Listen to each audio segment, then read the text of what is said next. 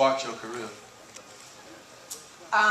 You know what? My very first role was in a movie when I was just 8 years old. No, it was I was 10 years ago. I'm lying. Called The Best Man, and it was a casting director that I had read for about maybe 4 times and actually never gotten cast, which is why even though you don't get a role, you never know what somebody is remembering you for.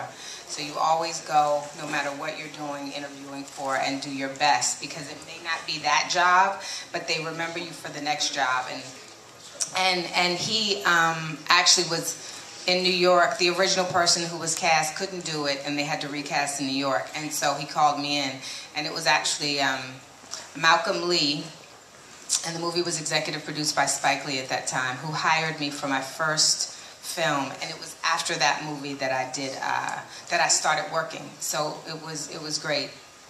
So like, how do you I understand there's some scenes where you have to cry, and like, I'm in the acting program in my school, and like, this is one competition that I had to cry. I could not do it or nothing. Like, you know, when I first started studying, I couldn't cry. I would say, how come everyone else can cry and I can't cry? And I thought, because something's wrong with them. My teacher used to always give me an exercise called As If. So I would go home and I would have something that I would prepare as if. So if the scene was that my boyfriend and I were breaking up, then that would be as if.